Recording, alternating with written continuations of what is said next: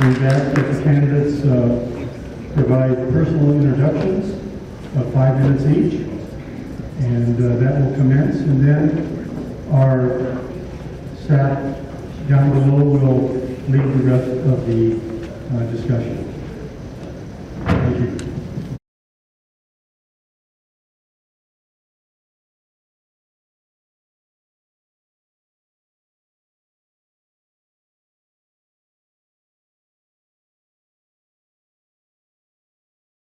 Good evening, everyone. Can you hear me okay? I'm Debbie Henshaw, and I'm going to be your moderator here tonight. Curtis and Michele, thank you so much for coming. We are going to do oh, I'm sorry. There we go. We are going to do introductions. They are going to introduce themselves. So Michele, we're going to start with you tonight. You want to step up to the podium? You have 5 minutes to tell us about you and why you were running for Baker County Commissioner. First, I want to thank you all for coming. I know there's a lot going on. There's a choir concert here. There's Twilight Dig up at the golf course, and it's Third Thursday. So thank you all for taking the time to come out. I appreciate the opportunity to let you know my views on the subjects that are going to come up, and while I believe I am qualified to do the job of County Commissioner. My name is Michele Kaseberg, and I'm a lifelong resident of Baker County. Actually, 4 generations growing up right here in the heart of Baker County. After spending 43 years in private enterprise working for a bank, running for political office as a leadership. For the last 17 years, I've been an operations solutions manager. So to put that in another way, I was auditing policy and procedures for my 26 branches in 3 states. Prior to that, I did training, marketing, and other administrative duties. Even though I was working full-time, I made it a priority to volunteer for the Baker County Fair Board, 4-H leader, a member of Baker County and Oregon Cattlewomen, and serve on the OSU Extension Citizens Advisory Network. And I am still involved with all these organizations today. My participation in these groups serves several areas of the county, but most important, it's about the kids, our next generation. It's about the cattle industry and our OSU statewide programs. One of the most rewarding is the Baker County Cattlewomen, what we do each year to raise money for the Portland Shrine Hospital. Another rewarding experience is being able to help lobby our state legislatures to continue funding for the OSU statewide, which is the 4-H program, forestry research, and agricultural experiment stations. My corporate and nonprofit experiences have taught me the importance of listening and to be accountable for one's actions. I can bring a well-rounded approach to working with all departments and agencies and be an advocate to help Baker County be the best that it can be. I have heard more than once, in fact I heard it tonight, why on earth are you wanting to run for county commission? And I'm sitting on a few commission meetings and committee meetings and I'm thinking, what have I done? But the truth is, serving this community is a part of who I am. Heck, I think it's in my DNA. Some of you knew my dad and knew he was passionate about providing leadership on the local, state, and federal levels. He knew that it took a village.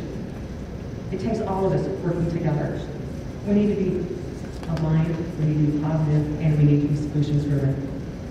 Since I have retired, I do have the time to put towards this position and want to give back to the community that was giving me so much. It is important to me that we have excellent emergency management services, including hospitals, ambulance, and the fire resources. We need a top-notch education system, affordable housing opportunities, and we need to take advantage of those economic development opportunities that arise. Jason Jacoby told me one time, he says, some of these aren't in your wheelhouse as county commission, and he's right. But what is in the best interest of the county is working together, forming alliances, collaborating with others, and advocating for our citizens. How do we expect people to move here, to continue to live here, if we don't have these things? We have to be attractive to innovative businesses, and also to those individuals and our families that will move here with those businesses. The county commissioners have basically 3 jobs: set policy, hire good department heads, and work within the budget. But I'm going to add a 4th to that. It's also about creating alliances and collaborating with others to make sure we are doing the right by our citizens. The position isn't just about natural resources. Don't get me wrong, natural resources is totally vital to Baker County. but we have to be well-rounded in our approach to the other areas of the county. We have lost so many services, it can't be the only issue that is addressed. We need to be able to build consensus within the city, in the outlying cities, the counties, other state, and federal representatives. Working in my role in the bank, I had to build and work within effective teams to get positive results. It does take work and a lot of patience, and I see a future where we can all work together, and that is one of the reasons I am running for county commission.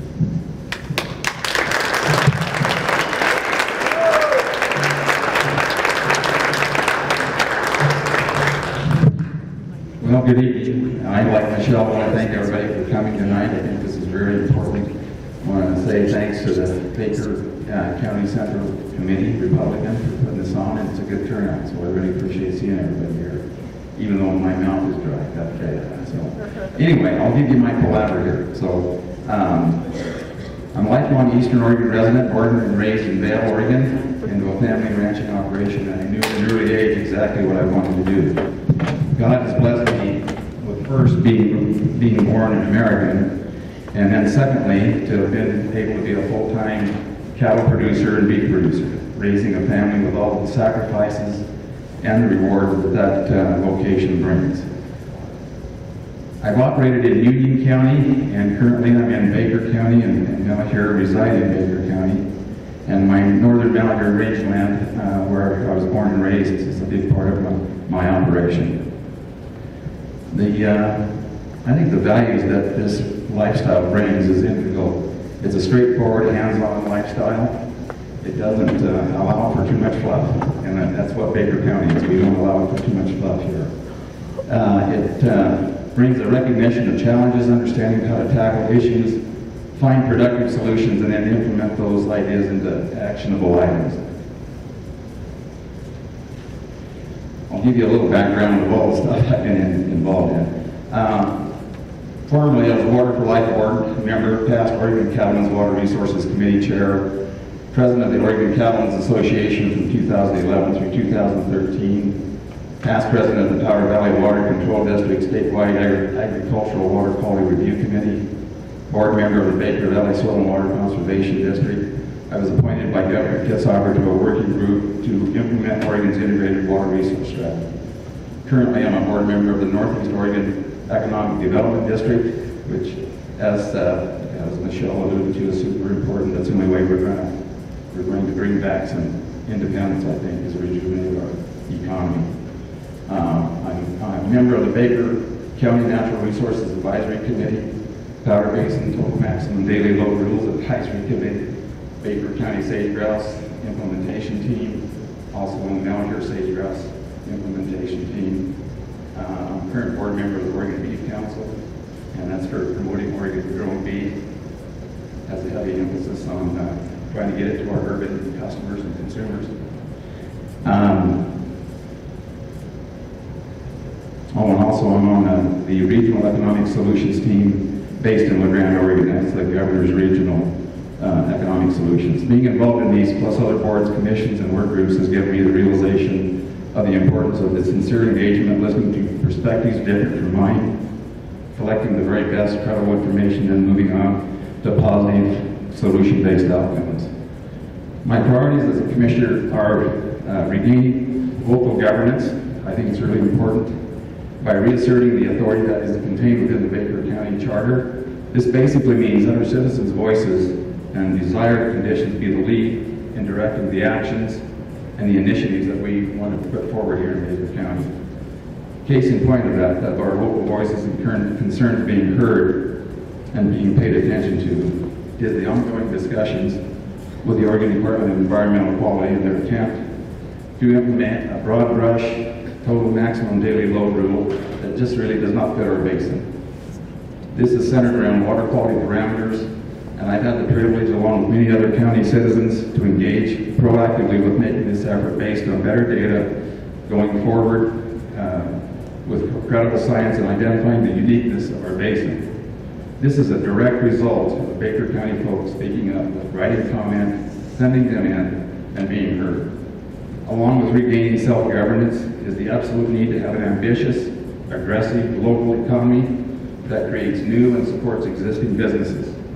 thereby increasing family wage employment, generating the ability of our young people to have strong, secure jobs with a quality livelihood.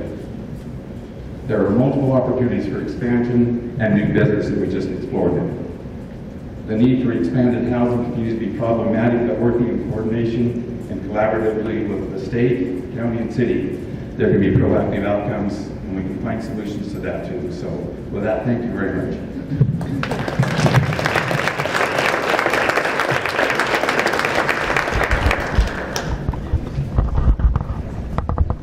Thank you both for your introduction. Okay, I'm going to go over how this is going to work tonight. The Central Committee has selected 4 questions for the candidates that I will be asking them, and they will each get 2 minutes to answer unless I signify that they need a little bit more time, which I will tell them ahead of time. Candidates, I'd like you to come up to the podium to answer your questions, and I'll do a rotating from one candidate to the next, then this candidate to that candidate, so that nobody's answering the question the first time. I don't know if that makes sense. You'll get it when I start. Sherry Siebler is our timer. She is going to give the candidates a 30-second warning and then let them know when it's time to stop. So candidates, if you can't, were you able to see her okay? Okay, perfect. All right. I'm going to go back to my seat and I will ask the first question, and I will go ladies first. So we'll start with Michelle. And then the second question that I ask, we'll start with Curtis and then go to Michelle. That's what I was trying to say.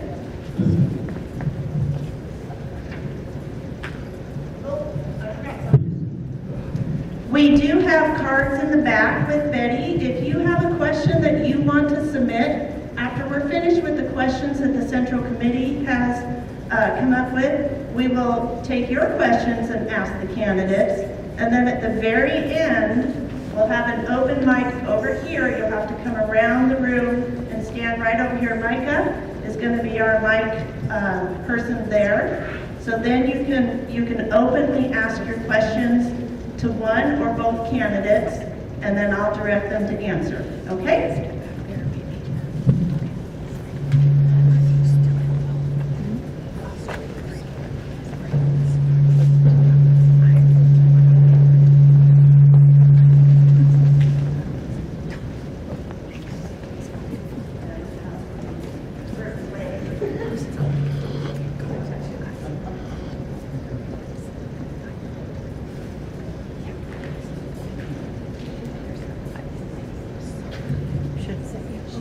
Okay, candidates. Michelle, we're going to start with you. What are the most important issues that will affect the future economy and welfare of citizens in Baker County? Oh, I did forget to, I'll read that again, Michelle, in just a second.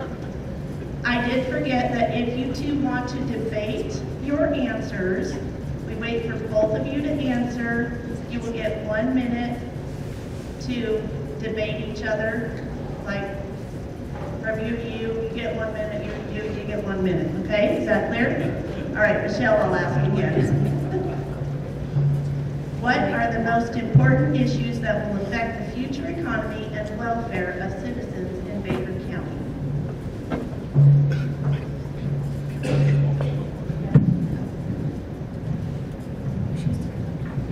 So I anticipated this, but I also included this in my closing remarks too. What I see as the 3 greatest challenges, in addition to natural resources, I think that everybody will agree that that's a given.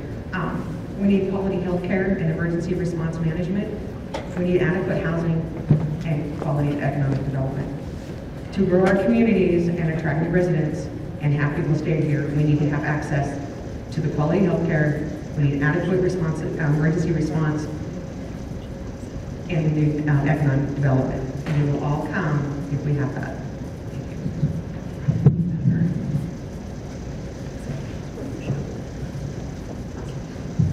Do you need me to repeat the question, Curtis?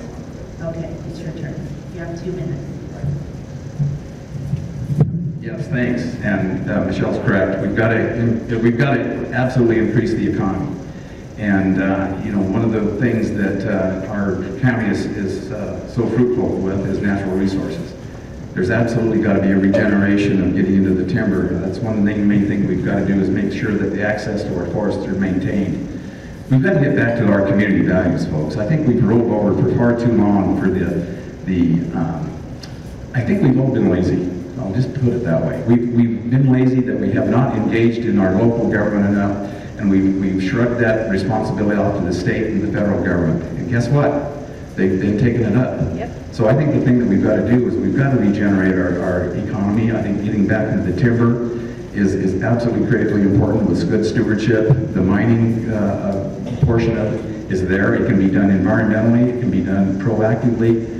And the thing, I was just thinking, just sitting down and looking around, and here we are in the high school. What an appropriate place, because this is what we're here about. My passion is for my grandkids and my kids. God's blessed me with a life that I never could have, no other way of life could have ever made me content. But if we don't change these things, my grandkids are only going to have a chance to be a farmer or a rancher or work in the woods if we don't change this scenario. And we've got to take it back to our own community values, and we can do that. And so I think that's a step that is worthwhile, and I think it's wonderful because it's not a conservative or a liberal value. It's just what needs to be done. So thank you.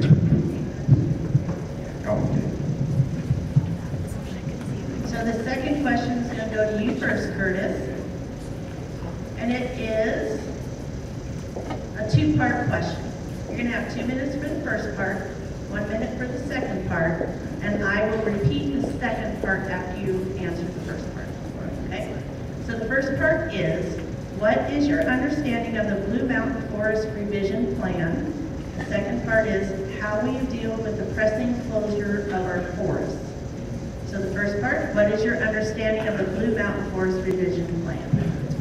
Okay, that's a great topic, and it's, I guess we are, Michele and I kind of already alluded to it a little bit, but that is so important that we maintain the access of our community to be able to go into the woods.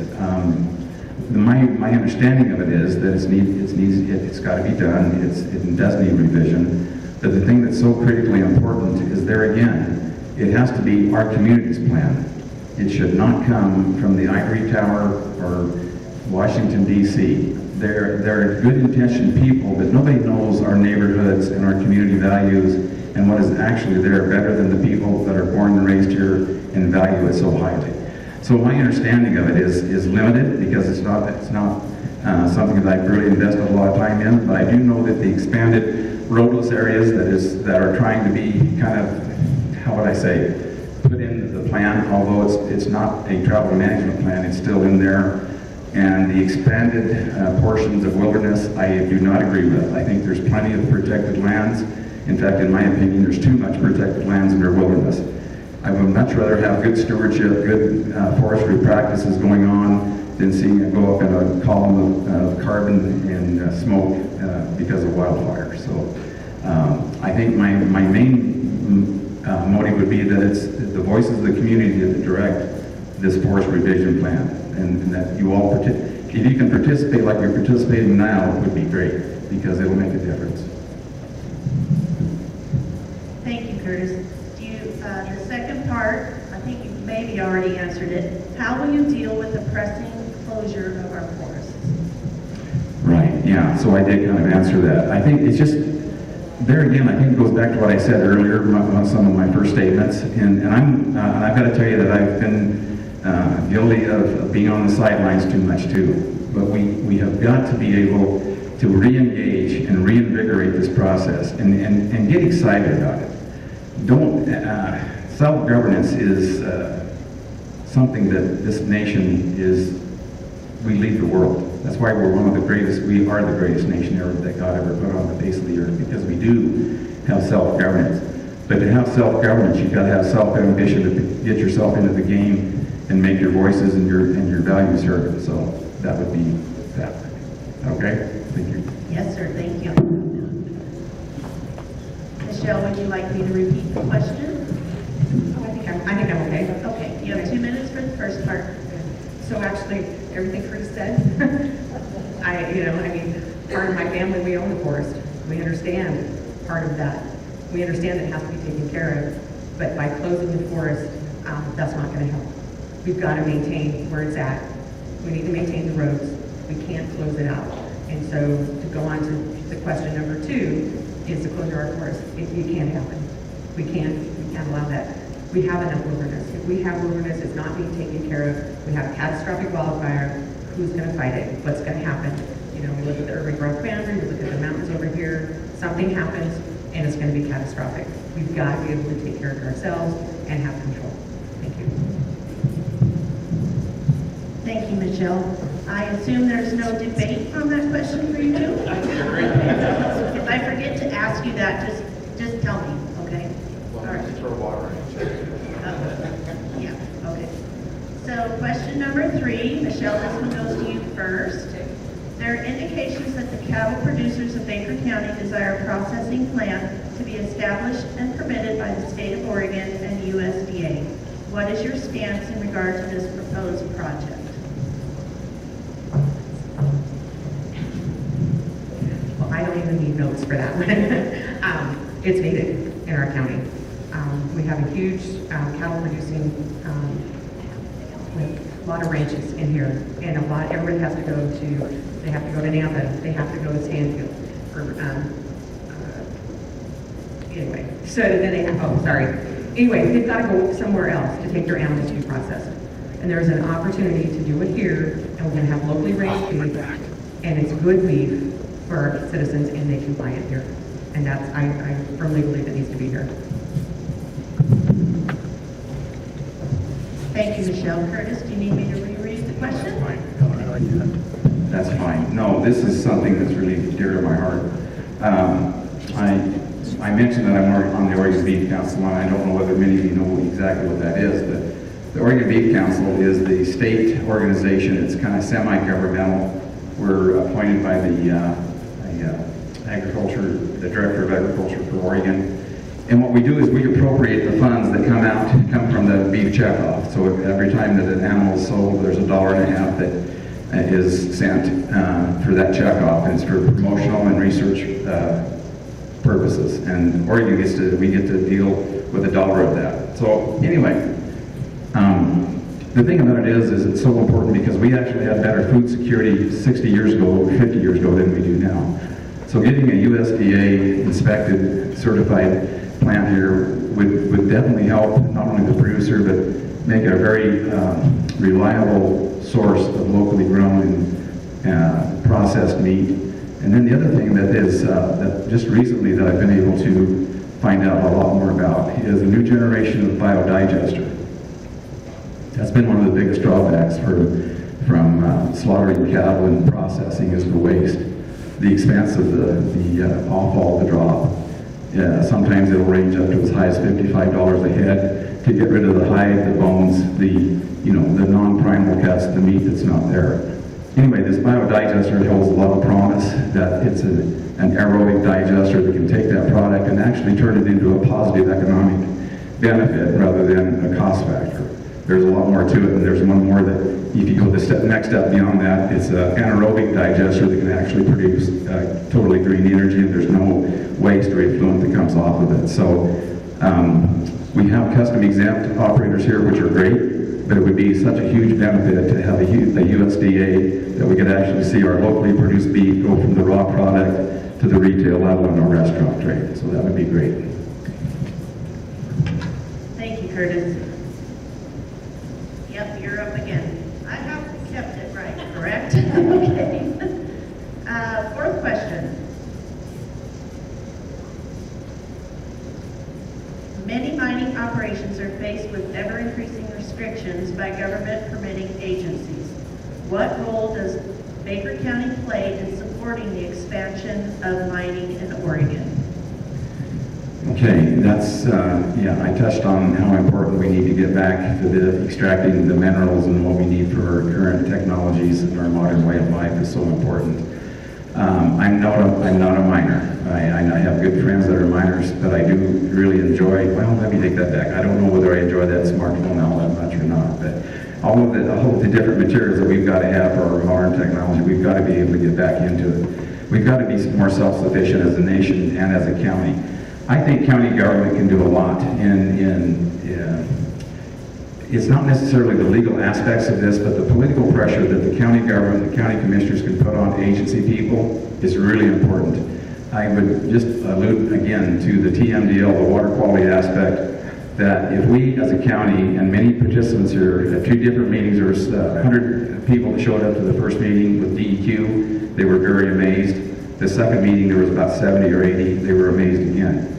If we hadn't have done that as a county and as citizens involved in that implementation of that total maximum daily load, that is, it does not fit our basin whatsoever, would have already happened over a year ago. And so I want to thank the county commissioners, Donnie Bruin, for the research, and then the participants in the Rules Advisory Committee that I'm on for that pushback. And we want to get along with DEQ. It's not that we're telling them we don't want it. We want it so it fits our area and our citizens. And that's the same thing that we can do with mining, is that we can talk to Doc County and say, you know, these are critical issues that we've got to, you know, understand here, but we've got to revitalize our economy, and we can do it in a husbandry-like and a stewardship manner. So I'm not a professional on mining, but I know that we can do much more as the county government to assert the viability and the sustainability of our economy here in Baker. Thank you. Thank you, Curtis. Michelle, you need me to read the question again? Okay. You're good. Many mining operations are faced with ever-increasing restrictions by government permitting agencies. What role does Baker County play in supporting the expansion of mining in Oregon? So I do know that expanding mining in Baker County is almost prohibitive. It is very hard to get, for those miners that are already there, you have the small miner exemption, you have all of this work that you have to do. When you want to be bigger and you want to expand your permit, trying to get that done, there is so much red tape. We've got to get past the red tape. As county commissioners, I think we can help and sit at the table with the Forest Service, BLM, whoever it is that we're having issues with, and work on being at the table and letting them know that we need help. We need help. We need to be able to efficiently somehow be able to expand it. And I know firsthand how hard that is. And so anything we can do as a commission to help foster, whether it be, you know, Forest Service or BLM, we need to be able to do that. And I'm very willing to do that. Okay, thank you, Michelle. You can stay up there. All right, final question from the Central Committee, and we've covered this some already, so this might go pretty quick. Health facilities in Baker County have been downsized, and it is difficult to keep qualified medical staff locally. What are your solutions in solving this ever-pressing concern? It is a huge concern. And somehow the commissioners have to sit with the hospital, the doctors, wherever, you know, whoever it is, and be able to say, what is the problem?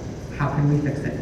How can we advocate? How can we collaborate? What do we need to do to work with people?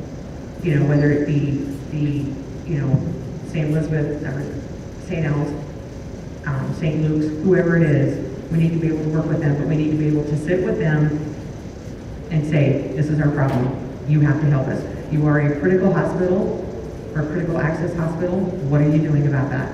Because if you don't have obstetrics, you can't have a baby here. Everything is life-lighted out. How many times do we see the helicopter going out and about? It's horrible, guys. We've got to do something. And I think as county commission, we need to be at that table with healthcare and making sure that they understand how critical it is to us. Thank you, Michelle. Curtis, do you need me to reread the question? All right. It is a very tragic thing that we've lost the obstetrics in Baker here. But there again, it boils down to dollars, doesn't it? The way I understand it, and for sure I'm no doctor, but I've attempted to be a veterinarian a time or two in my life, but I'm sure no doctor. I think Michelle's correct. There needs to be an assembly and a force put together, including the county commissioners, of the doctors and the nurses that are there that can see what's going on. But as I understand it, it was a lack, there was just too much lag time for the obstetric department to actually be profitable. And I understand, I mean, it's a business. It's medical, but it's also got to be ran as a business. So I think there needs to be a coming together, you know, not a contentious spirit, but a coming together of the owners and the directors of that hospital, the economists that they have there, along with our doctors and community members that are aware of the situation, that we can come together. And I know that Shane's done this. I know that Shane Alderson has attempted to try to do this. Where it's currently at, I'm not sure. But I think we absolutely need to rejuvenate that and make it a priority of high importance. And that's another thing that the commissioners can do is make the public aware. We can use, I guess you can call this my bully pulpit for tonight. We can say that we need this help, and I know that there'll be people that will step out that has the expertise in the medical field to help us figure out a profitable economic way of regaining that obstetrics, and then also, right along with that, if we can rejuvenate the other economies of our county, we'll have more money to be able to support services like that. I think working with our health, our county health folks would be a big part of that also. So I don't have the answer, but I think we can sure make progress if we come together and not be, not be isolated that way. Thank you, Curtis. Okay, we're going to move into the portion of the written questions from the audience. Curtis, we'll start with you. No, these are going to be, we're going to do 1 minute on these. I think mostly you can handle them. This one's... Just give me the hook if I can, that's all. All right. How do you handle conflict and controversy?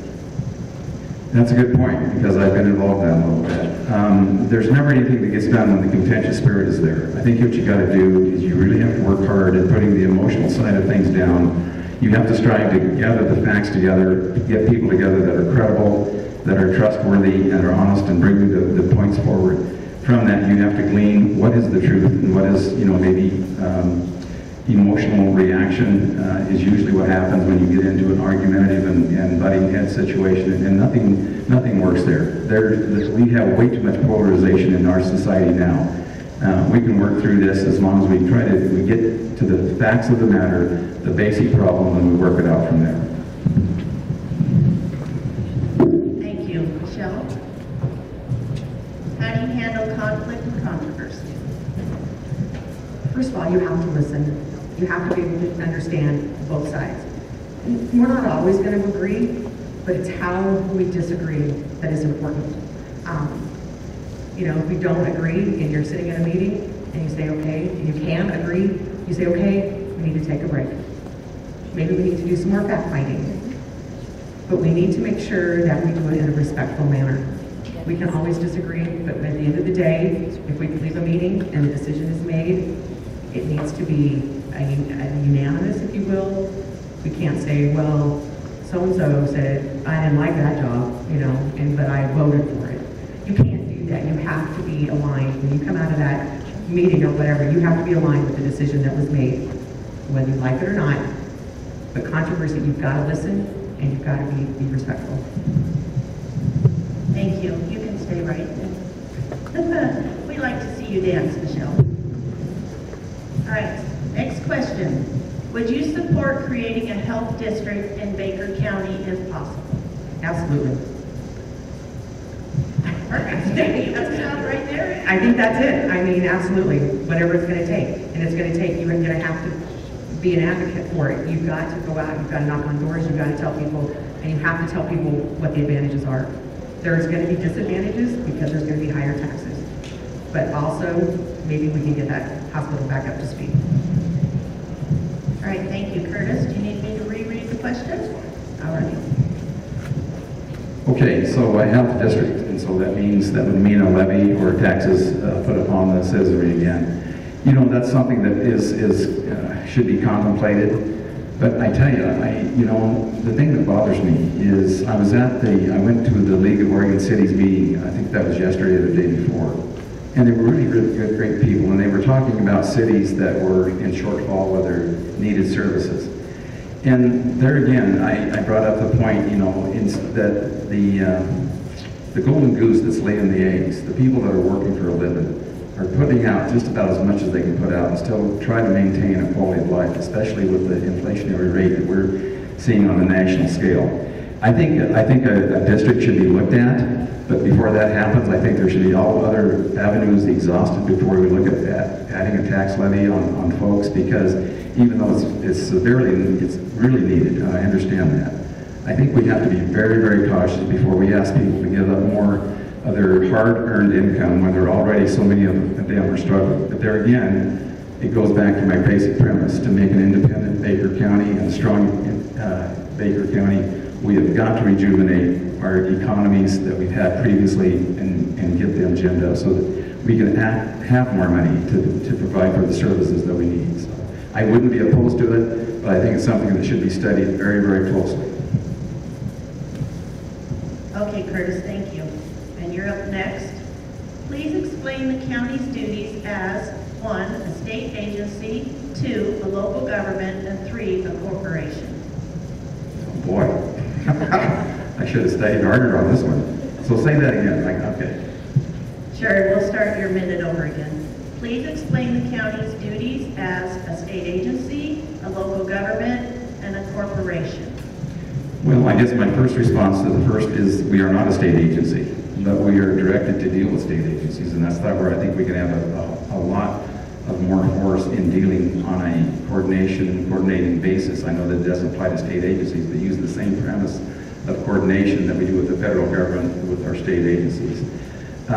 We are local government, and that's what I'm all about. I'm for the true representative local return to our local governance, and not let the mandates and the dictates that are manufactured somewhere out of our community that do not fit here or imposed upon us. We have got to rejuvenate our own self-determination and our own destiny. And a company, was that the third one? Corporation? Gosh, you know, I guess I'm kind of at a loss. I'm not going to try to bloviate here and be a typical politician. I don't know how that I would classify the county government as a corporation, except that the board of directors would be the commissioners, and I guess in a way that it would be the money that is taken in and how it is appropriated, and make sure that it's distributed properly, that it's transparent, that there's no money that is misspent or siphoned off to other things that that may be willing to take that up. So I think the trust of the local people within the county government is of the utmost importance, and I think it's so imperative that everything be open and as clearly defined and understood by the people who pay the bills, and that's you guys. Thank you, Curtis. Michele, would you like me to read that again, and you will have 2 minutes? No, I'm good. Okay. As Curtis said, we're not a state agency. And so I think that's pretty much, we have to deal with them. We have to work with them. They have to be a partner, but we are not a state agency. As a local government, we have the county commission. And right now, they're doing a good job. They're addressing the issues that need to be addressed, but we need to make sure that it's local. So when you took that and you look at it as a corporation, so coming from the corporate world, you have the budget, you have to align to the budget, you have policy, you have procedures, and I kind of align that to the local government when you look at it that way. You have to go to the bottom line. I've worked on budgets for a long time, both with my nonprofit and with work, and it's important. And so that's how I think that the corporation piece comes into the local government. I hope that answers the question. And you can stay right there. You can sit down. I know, I'm sorry. Our county has done a tremendous job adding valuable economy through destination tourism over the past 30 years. This brings outside money and potential new residents, taxpayers to Baker County. These efforts are currently under pressure due to lack of workforce. What can be done to build a future workforce? First, we need a place for them to live when they come. We've got to be able to have affordable housing somewhere. whether it be in the city, outside the county, you know, in any of the cities. We're having issues, you know, people can't come here. You know, they don't know where to live. There is not a place to live. It's hard to get a house built because you've got a lot of time. Right now, the expense of building a house is huge from where it was pre-COVID. When you look at all the prices of everything that's going up. So somehow we've got to get that affordable house down, that price down, whether it be through infrastructure, grants, whatever we can do to reduce that infrastructure cost. Okay, thank you. Now you may sit down. Curtis, do you need me to reread the question? Yes, well, that's entirely correct. To have a workforce, you have to have a home for those folks to live in, and that's a tough deal right now. I think, you know, through the LCDC and the years of planning that's gone on, I had a great conversation with Holly the other day talking about the Planning Commission here in Baker and what they do a great job, but the complexities are huge. I don't think any of us want to see our valuable farmland cut up and built upon, but the thing that we need to have, I think, is a recognition that there's a lot of scabby, pretty poor ground out there that maybe will just grow a little bit of cheatgrass and some rocks is about all that's on it, and be able to understand how we can develop those areas somehow. But yet again, it has to be close to generally, you know, Baker City for the jobs to be so that they don't have to commute so far. It is a tough situation. But that's one reason that I really enjoy being on the Northeast Oregon Economic Development District, is we're researching those things, and then also the Regional Solutions team. There's a lot of effort being put into it, and there again, I think on a collaborative basis with the state and our county government and federal, that we can, you know, find a way through this. Man, it doesn't last very long, does it? No. I have so much palaver this book. All right, next question. Is that Starts for me? with you, Okay. Jeff Curtis. What are your thoughts on the proposed event center on Hughes Lane? Great question. It's quite a step, isn't it? Location-wise, I don't think it could be better for developing. I think, you know, this is a great question, because I'm probably going to betray being a politician here, which I'm not, so trying to promote myself just doesn't fit very well. But when I first heard of it, I thought, you've got to be kidding me. What in the world are they spending that much money for on that? It really distressed me. But then I got to look at it and I thought, you know, wait a minute. The way that they did it, the way that the county commissioners were able to gather that money that did not come out of the tax rolls, that it came from outside economy that was here, and the need for expansion and the need for providing a place that could be developed into a year-round event center, it holds some real promise. I don't know. I'm not sure. I've tried to delve into it with the economic district council administrator. I know a little bit more about it than I did, but I think it is a golden opportunity, and it couldn't be located in a better place than where it is at right now for development, for the future expansion of an event center that we could have rodeos year-round. I mean, we've got I-84 that transports millions of people by us every day of the year, and we need to draw more of those people in and glean some enjoyment of what they could be entertained with here. And I think that is one thing that could be very possible there.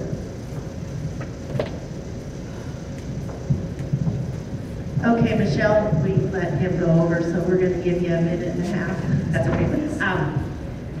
With the event center, I was like Curtis, when they first talked about it, I went, okay. And I had to remember that I had to eat a lot of crow when they built the interpretive center. I said, why are people going to drive up the hill to look at wagon ruts? I mean, seriously, what are they going to do? Boy, was I wrong. I mean, when you look at that, you know, you build it and they will come. I've seen the business plan for the event center. The thought process behind it when they were first talking about it is great. When you look at 1A basketball, when it's here, it's packed. And there's only one gym, really, because the little gym doesn't do any good. You have to have the one gym. It would be great to have more than one gym. It would be great to have more than one volleyball court. It would be great to have this. And when you look at the program and you look at that, it will work.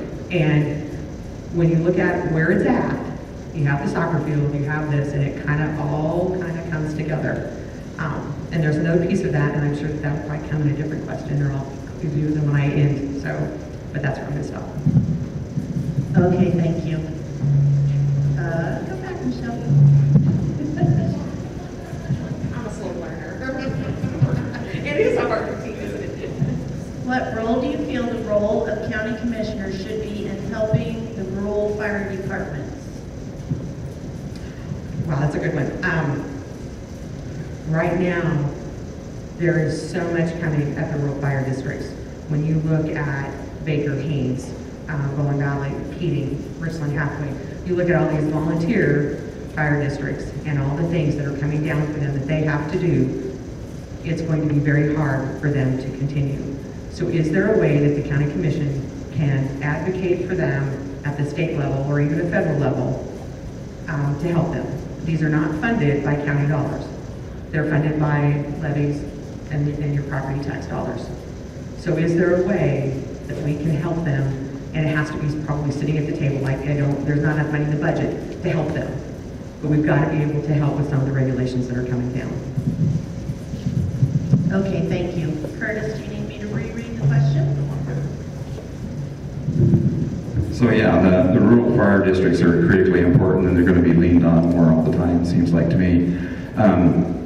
Visited a little bit with Jason Yenchpal, the Emergency Management Services Director, and you know, I think there's been a huge improvement on the coordination because of the recent lockdowns of the COVID deal. There's been a real new awareness made of what we used to take for granted. We can't take it for granted anymore. And so I think that there again, I think what the commission and the county government can do is really expand upon the knowledge of what we need to have, what the coverage should be, and the locations that are lacking. That's what we need to do the research to see where we need to have those shortfalls filled in. But there's been a huge buildup in the last dozen years, fortunately, to the rural fire protection districts, which is really critical. But there again, I think it's something that we can't sit still for. We need to continue to make sure that it's efficient, that we're addressing the concerns where they're most needed. Okay, thank you, Curtis. What is your position on the Greater Idaho Move the Oregon Border effort? Oh boy, you guys, this is not fair. You know, okay, this is me personally, and I'm going to tell you where I'm at personally on that. I am not in favor of the Greater Idaho deal. I am an Oregonian first and foremost, and I still think that we can take back our state and our county and have the perspectives and the principles and the values. We can still do that here, but it's going to take us to stand up. I understand, I've got really good friends that are all in for the Greater Idaho movement, but I can't personally endorse it because to me, we are Oregonians, and we need to, there again, I think if we have stronger county government that can stand up to the populated west side, and not that they're trying to impose it, but they just don't realize it. I think we can make Oregon, our county, what we want it to be without doing such a drastic measure of moving into Idaho. Because I think they've got their own problems, and I think we're all Oregonians first and foremost. I'm still pretty proud of that. Okay, thank you, Curtis. Michele, do you need to? Okay. That was a great question. I think the intent was to get the attention of Salem or the west side. And I think it did that. When you look at how many counties have actually put it on their ballot and are asking people what they think, the governor's going, how much money is it going to take out of their pockets? And so I think they're looking at it. I'm hoping, will it happen? Probably not in our lifetime. But there is a movement to go that way. And so we just have to make sure that the west side understands where we're coming from. We have issues.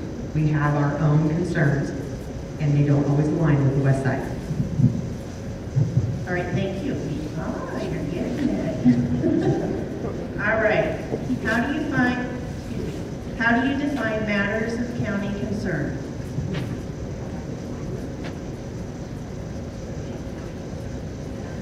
Matters of county concern. I guess I'm not sure of the question. It is a tough one. I mean, there's a lot of concerns, and are we talking individually or what are we doing? So, I mean, part of it is you're going to have to go out and talk to your people in the communities.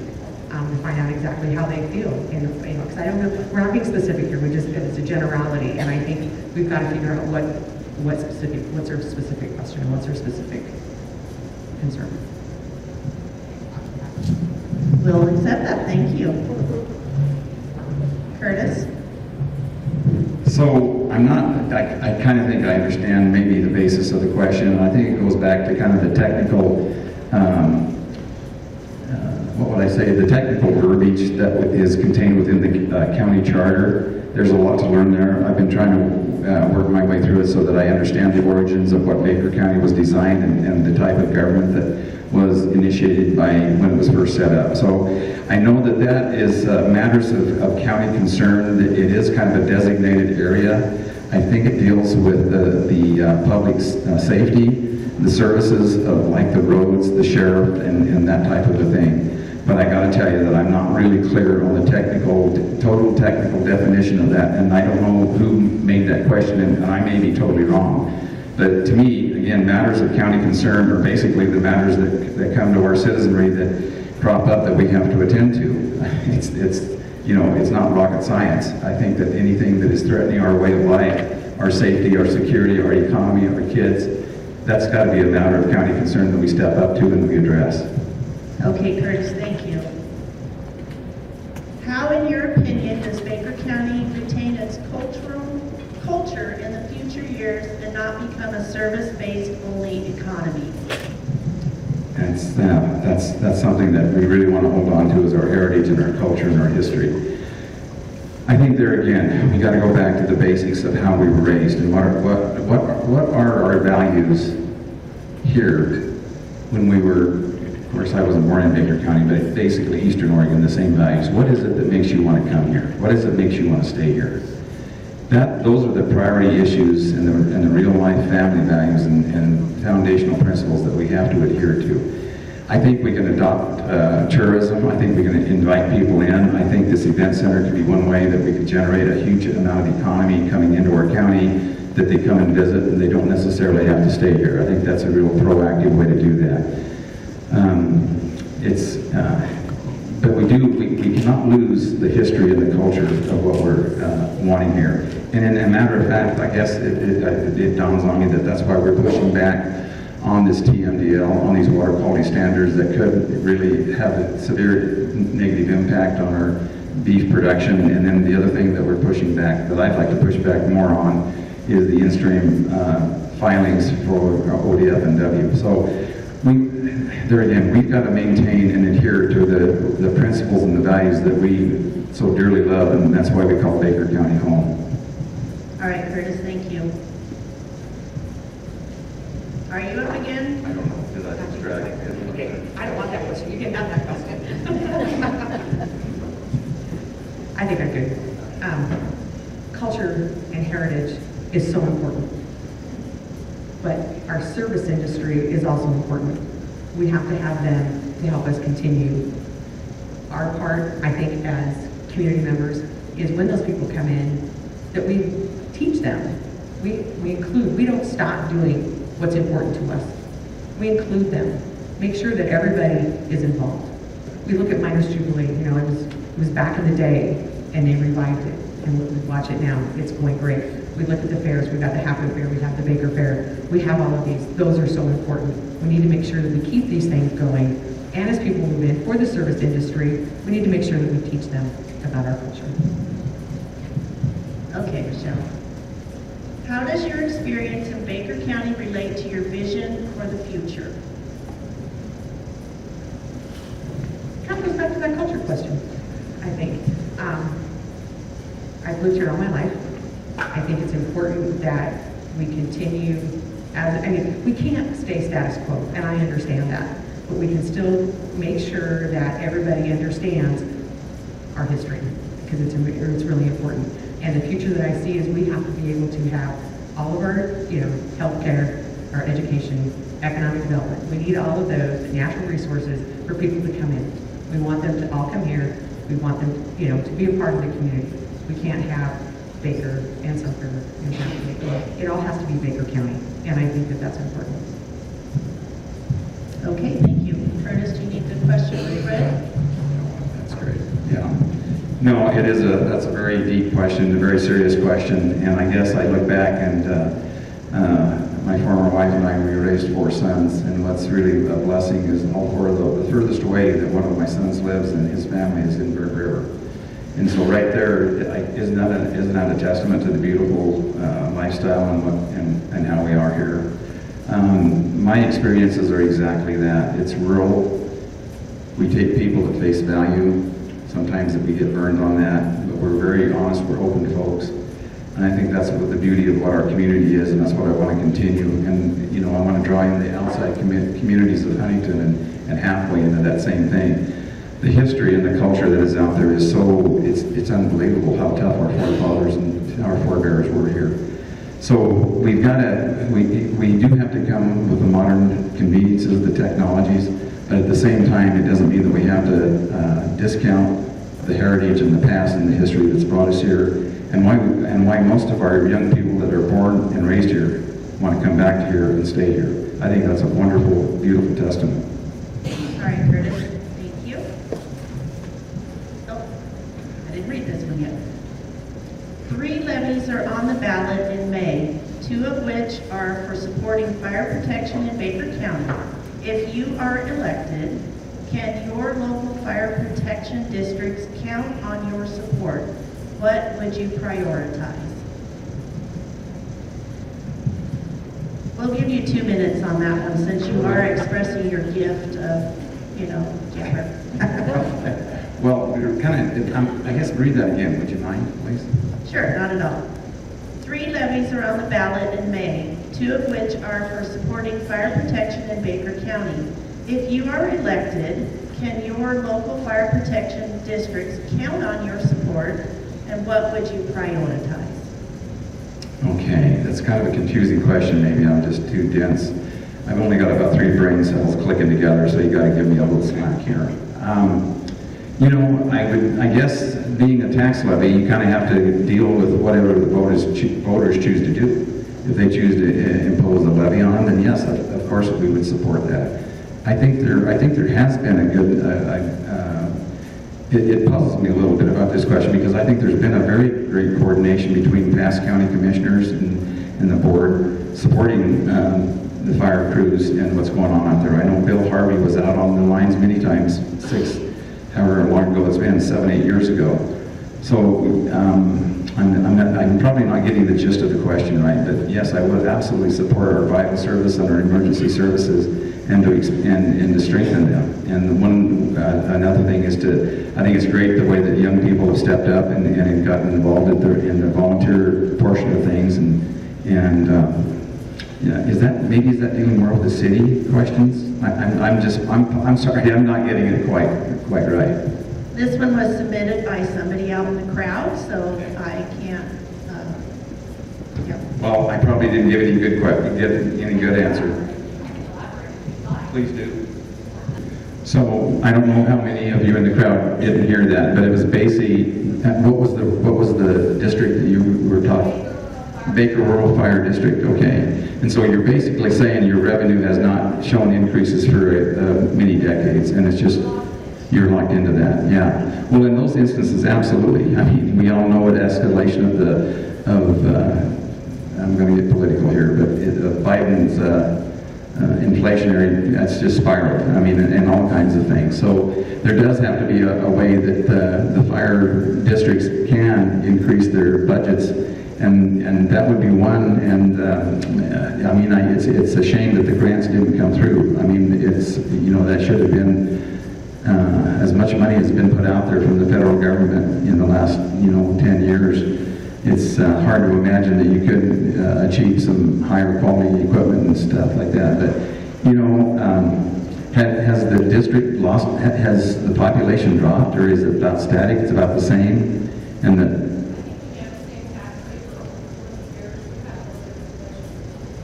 Right, I see. Okay, right.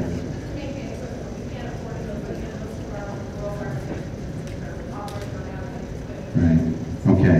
In that case, there again, I'm very leery of added taxes, but when it's necessary like that, I think the education and and, bringing together the people that are within that district. They've got to realize that their very homes and their lives are in danger. And it looks like to me they'd be willing to increase it that way. So thank you for explaining that. Okay, Curtis, thank you. Michelle, do you need me to read the question? Okay. And then keep in mind what Jennifer said. 3 levies are on the ballot in May, 2 of which are for supporting fire protection in Baker County. If you are elected, can your local fire protection districts count on your support, and what would you prioritize? Yes, they can, definitely. I will be voting yes. I will tell you that I'm in that Baker Rural Fire Protection District, and my husband is on the board, and, I know some of the board members. But it is critical, because if we don't get extra money for protection, the protection agreement, equipment, same as, I think as Haynes is the other one that's having that same issue. We don't have the money to be able to buy everything. And so is there a way with the grant, can they come to the county commission, can we get a letter of support? Is there a way to do that? I think that we need to be able to work closer with the county commission. Also, when they do grants, is there a way to help, do they have a grant writer at the county? Can we help with that? Is there something that we can do to help, say Jennifer, whoever's helping Haynes? Because if we don't have the rural fire districts, the priority is going to be difficult, because who is going to respond to those fires? So when you have the fire up in Pine Creek, who's going to respond if you don't have that? And so that's got to be a priority, that we make sure that we have those local fire protection districts, and we have to make sure that we are getting the message out there. Okay, thank you. Stay right there. All right, final question from the written questions. Why and how do urban people get to vote in county elections, but county ordinances and county plans do not apply in the cities? Can you read that again? Sure. Why and how do urban people get to vote in county elections, but county ordinances and county, I don't know if it's supposed to say plans or planes, do not apply in the cities? I believe it's plans. So, urban, I'm assuming they mean in Baker City, Sumter City, whatever. They're part of Baker County. And that, whatever is there is going to affect them in Baker County. So yes, they should be able to vote on the county. But the county people, so do we want the city voting on Haynes or Baker Rural Fire Protection, when it doesn't affect their taxes? So that's kind of, I guess I'm confused by the question. Because like for Curtis's and my run, it's going to be countywide. So, and it's the levies that Jennifer, that they were talking about are area specific. So the other levy that's on there is city specific. So why would I vote on something for the city? So I don't know if that's Whoever asked the question. That is your answer. That is the answer. Curtis, do you need me to reread the question? No, I'm confused enough already. Well, so I think kind of maybe the basic, to boil it down a little bit, it's just, there's different jurisdictional governance. Cities have their own concerns. They have their city water, their city sewer, their internal mechanisms and infrastructure that they need to tend to. So I can understand, county voting shouldn't impose the county's will on any certain city or municipality. But on the flip side of that, the people that live in the towns and the city, definitely come to the country, or part of the country, the county, I'm sorry, so that their vote absolutely should be imparted to the county governance in that level. As far as taxation, I think that's something that I'm a very strong proponent of, that the closer the government is to the citizen, the better government you're going to get. And so I think city government is really important, that it maintains its governance and its authority within the city limits of what they, is within their urban boundary and that kind of a thing. All right, thank you. That closes the portion of our written questions from the audience. Candidates, do you need a short break? Are you good? Okay. Now's the time that we're going to open it up to questions from the floor. And you need to come come around the room over here to Micah, who will have a mic for you to talk into, and you have to get it really close. And speak your questions loud. And we will let the candidates ask, who did we stop with? Curtis, so you're up next again? Or did we do two? I was the second, yeah. Okay, so it'll be Michele. We're going to start with you unless the question is specific to one or the other of you. So, Micah? Just give about 30 seconds to ask your questions, please. No way back. Yeah, we'll give you guys 1 minute if it sounds pretty simple, or if you want to have it if it sounds a little more complicated. Good evening and thank you for coming. My name is David Spa. I live out in the Central Valley.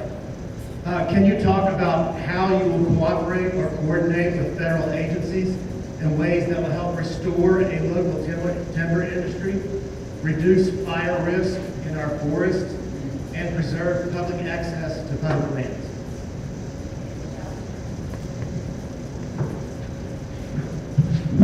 I think we kind of covered this a little bit earlier, but we've got to be able to respectfully sit with those, the agencies that are, the people that are here. I know that Christina has a great rapport with those people, and she's doing a great job.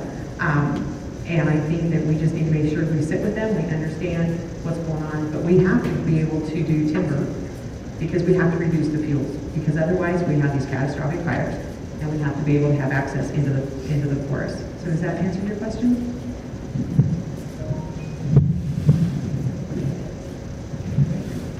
Yeah, David, there again, it's exactly correct.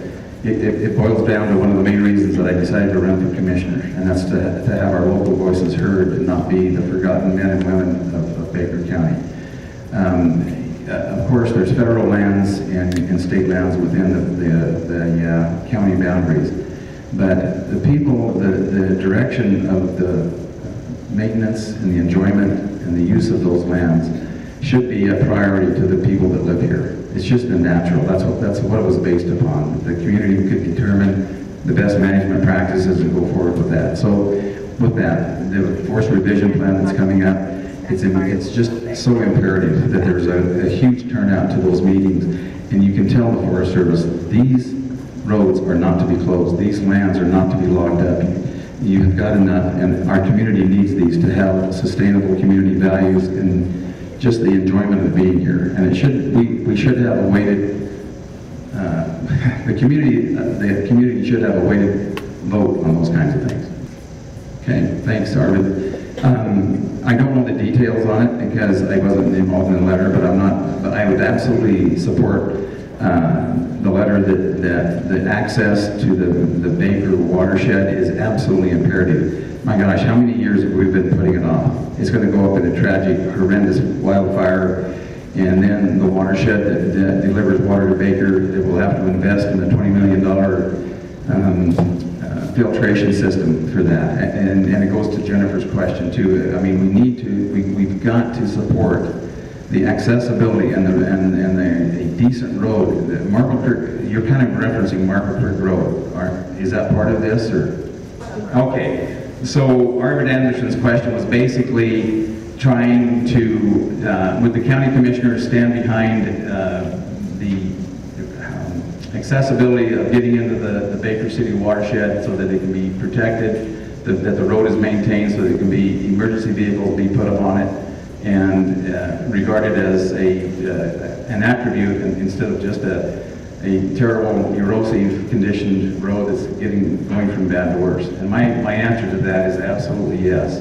There's stewardship that can occur, but you can't let past non-repair dictate what the future is going to be. Sooner or later, you either have to close the road, which is totally not acceptable with the Marble Creek Road, and so you have to say, okay, we've got to build it up so that we have to be able to use it. We can extricate the timber that's out of there, do the thinning that's needed. We have to do fire control because I can't imagine anything that would be quite any worse of a horrendous tragedy than to have the Baker City watershed go up in flames and be washed away worse than it is now. And the road is a big part of that. I think it could be a huge attribute, and it could be sustainable to an environment and yet be economically viable, and it's just basically something that needs to be done. And I'm going over, so you're going to have to pardon me. You're going to have to let Michele, because I'm not letting go of this one.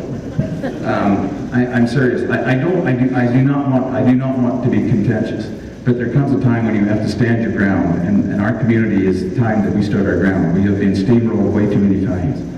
We can work with these people, and you try everything that you can do. But sooner or later, there may be the opportunity, we have to declare an emergency situation where the county takes authority of what is under their boundaries and say, no more. We're not putting up with this being, the tyranny is going to end here. And believe you me, I'm not a rabble-rouser. I do not want that, because nothing comes of that. But sooner or later, you have to stand up and say, this is my community, this is our community. We're going to treat it like it's our home, because it is our home, and you people can go shut it. So that's where I'm at.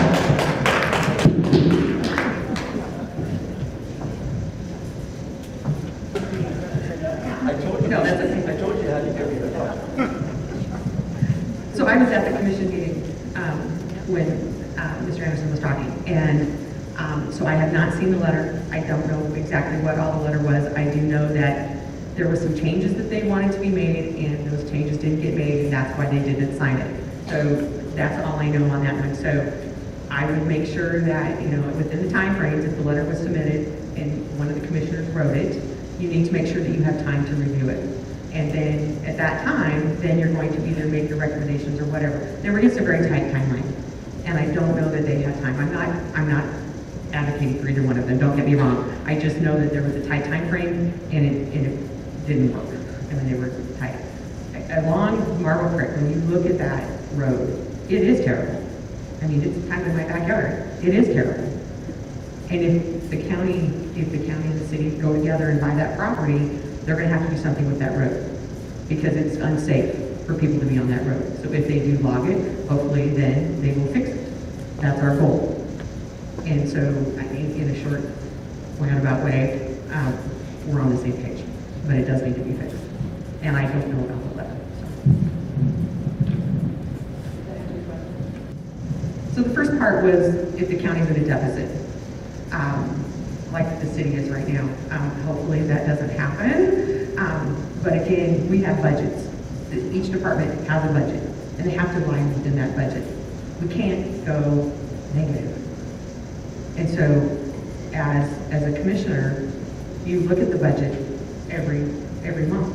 You're looking at that. You're looking at what's going on in each department. If the department is having a deficiency, why?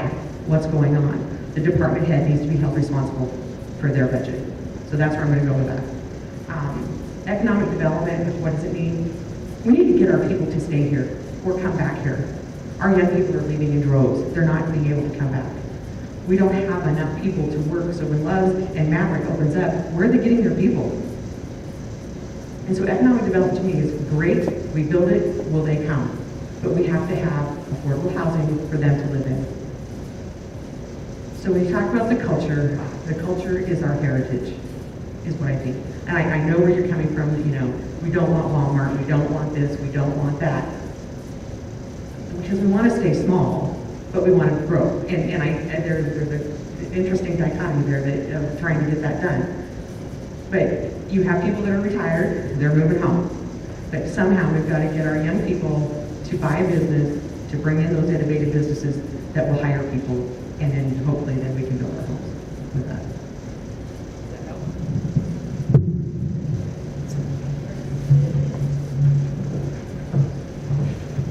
Debbie, you're getting more threatening. So, economic development, okay, so I'm going to tackle that first right now. I was thinking about that, and I was visiting with Brent Kearns the other day, and he brought up a hydro project that was supposed to be being looked at Mason Dam, and I think it was done. There was a lot that had been done there.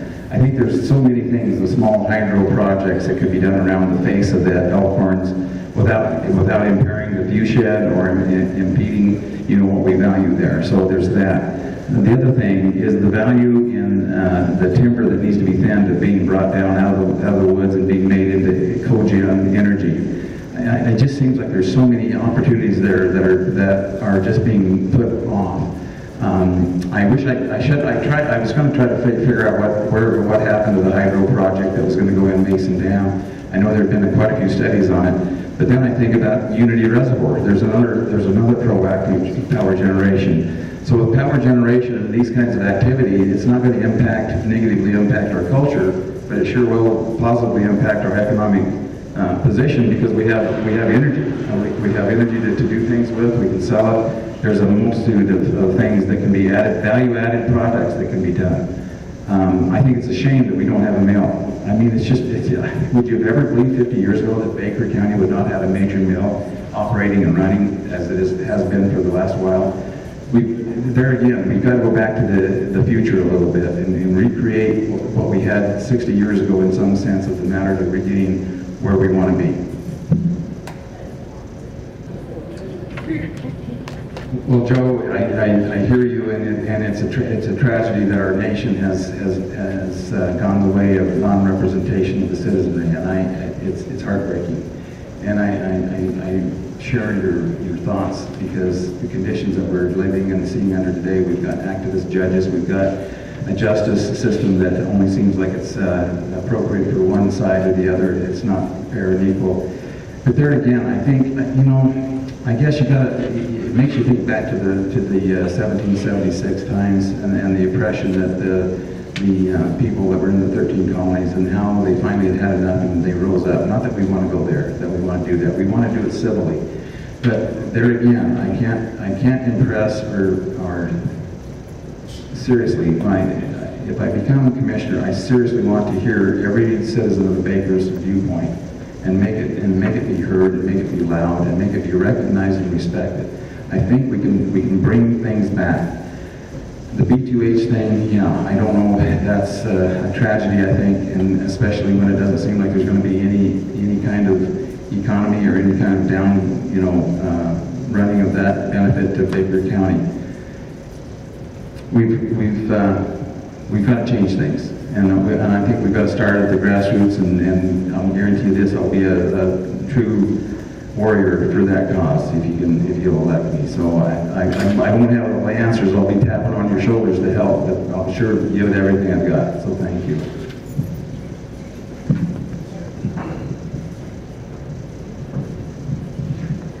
Well, I want to thank you for everything that you've done, because it's a huge project, and to stick with it for as long as you have, I really appreciate that. And I agree with Curtis. Some of the things that have come down, we've not done a really good job of making sure that we're working with those agencies.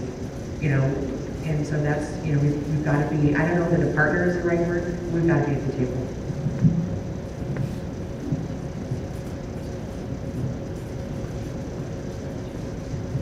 This question could be for both of you. I'm Ted Bloomer, I'm a cattle rancher, and right now, Baker County is sharing trapper, wildlife service trapper with Union County. And my question is, do you think Baker County should have a full-time wildlife service trapper to help the meat industry? I guess I would have to go back to the need, and is it a full-time job? And I don't know exactly, when you're talking about that, is that, what are they just for trapping? Is that? Well, you have wolf problems. Okay, so when we were talking wolves, okay, it's part, okay, Wildlife okay, services. okay. No, we need our own. We need our own. We need our own. Yep, absolutely.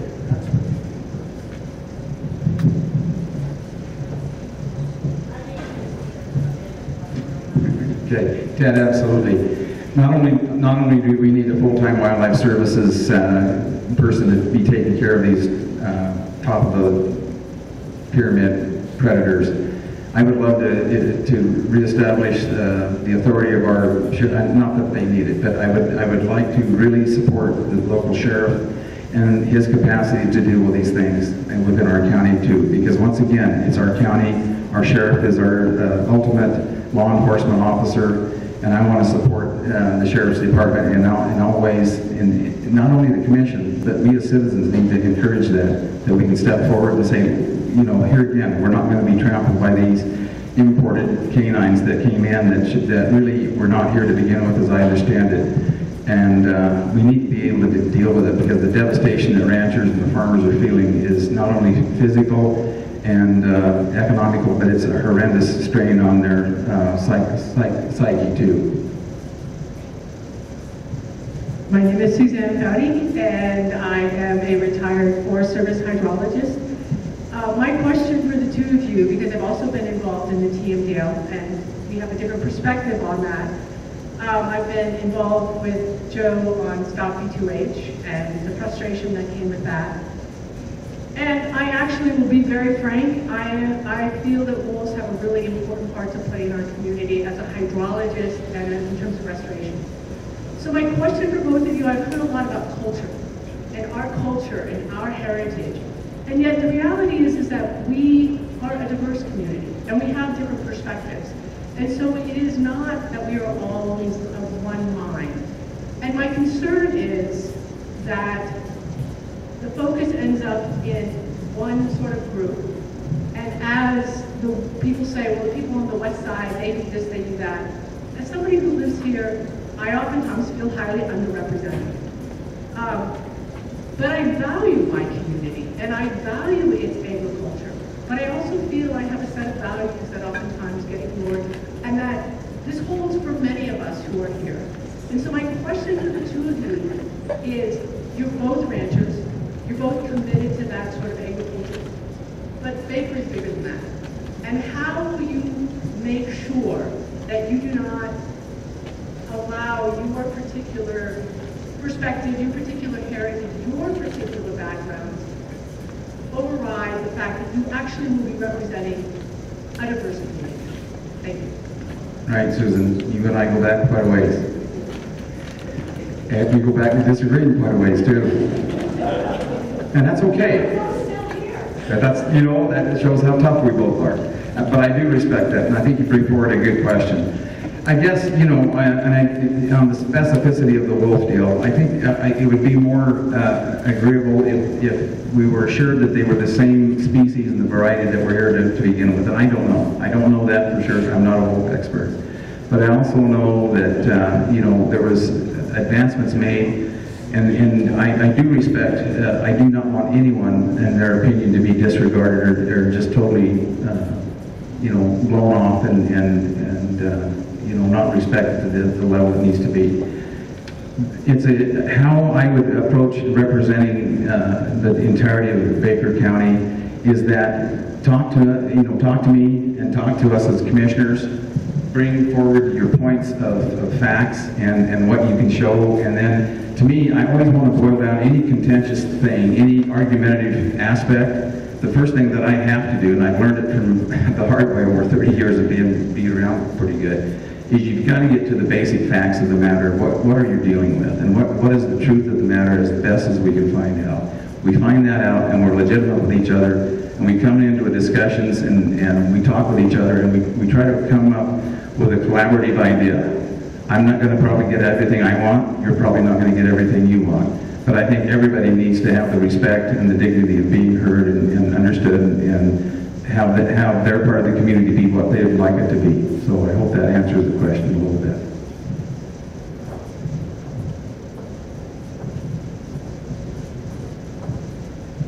We do have a diverse community, and I love that. When you look at, when you walk downtown, or you go to Sumter, or you go to Hathaway, you go to Burnt River, there's a lot of things going on that are really good that are not just about cattle. I've worked for 43 years, kind of basically off the ranch, or I had the job in town, if you will, and I was able to see that, and I was able to appreciate what was going on. A lot of our friends are not ranchers, and I get that. When we talk about the wolves, and I'm hoping I'm going to come out okay, there are the ones that don't respect the non-lethal attempts to keep them away from our livelihood. So when that fails, we have to do something. Whether we move them to Colorado or we take them out. And that's what's hard, is not everybody understands that when they kill, you know, a 500-pound cow, at the price of cattle right now, that's a lot of money. And that's our livelihood. So, but I want to be able to sit with people and hear their side and understand. And it's not just about wolves, it's not just about natural resources, it's about everything that affects the county. And I want to make sure that I am the person that you can come and listen to. Or I will listen to you. You can come talk to me and I will listen.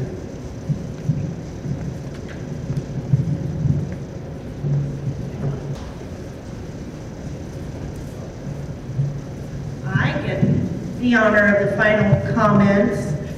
We thank both of the candidates for coming tonight and for your awesome participation in our event. We thank the Baker High School for providing this platform for us. And we thank all of you for coming.